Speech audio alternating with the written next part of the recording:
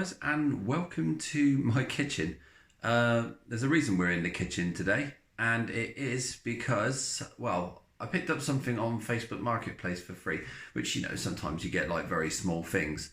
Well, this time I ended up picking up something quite big and quite heavy, and brought it home, and it is this. So this is a year 2000 Merit Industries MegaTouch Maxx Diamond 2 machine. Diamond 2 is the ROM that's been put onto this one. The machines are made in America, Pennsylvania to be precise, and obviously shipped over here with 240 volts. So in this video we're going to be taking a look at this machine and getting into the innards and what I've done with it so far and what it still needs doing. So as you can see, the machine has a convertible rooftop, so in other words the whole front canopy lifts up and then is held on by this armature over here. We'll get into the other details of it. So you can see at the back we've got the fluorescent tube with two fans. The two fans are there to cool the CRT that's in there.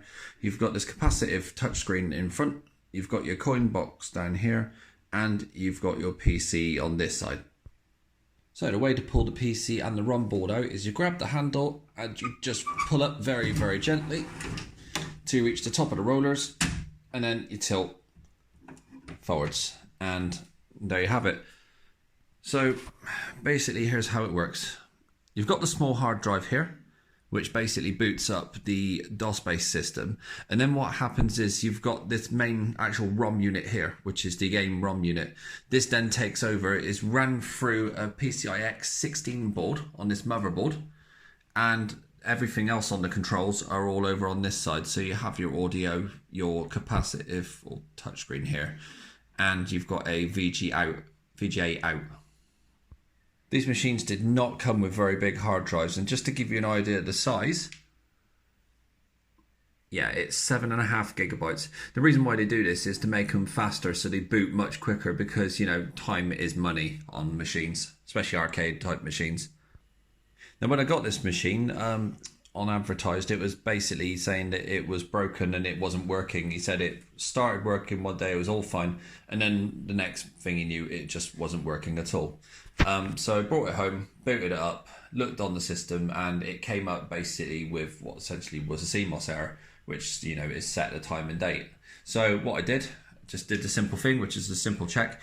You go in, you take the little old penny battery you've got inside, you pull that out, put a new one in, reset the BIOS and the time, date and settings, and voila, it booted. So we're going to have a little look how it boots now.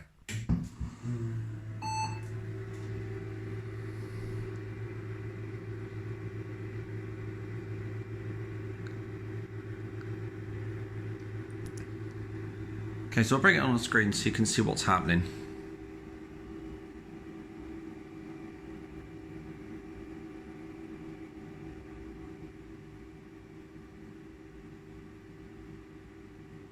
Okay, so here's your BIOS.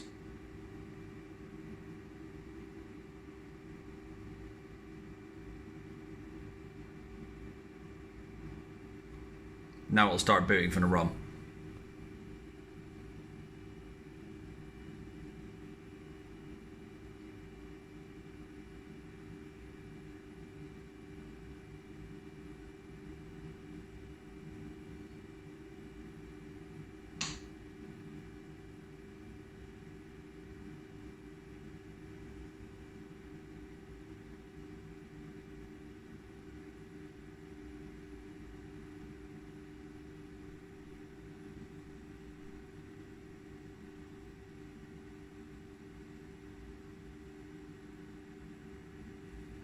And you can see my terrible reflection.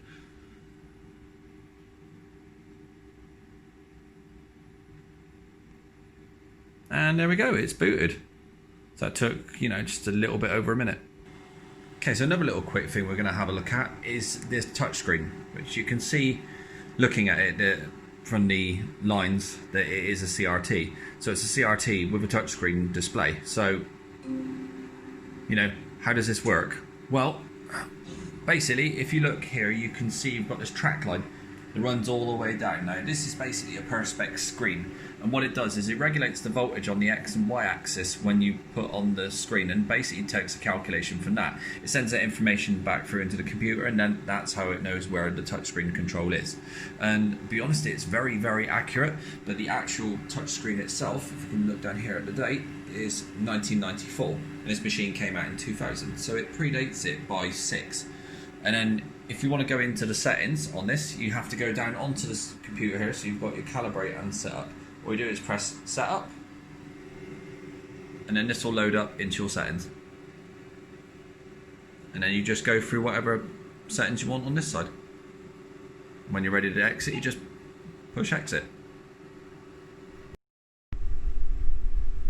Just a little advertisement I added in. So you can see at the moment it's just going through its demo mode.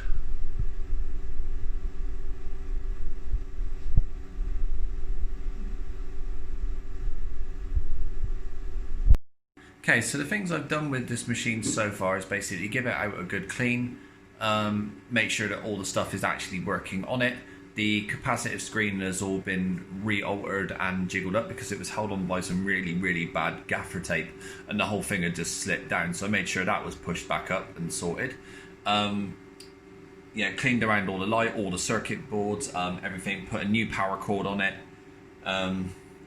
Just generally gave it a good tidy. Like I said, the whole actual outer casing, the bezel, all the advertisement on top, the whole thing was just very, very rough.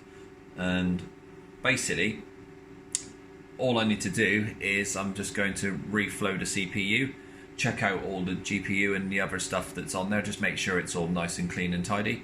And that is pretty much about it that I'll be doing for it.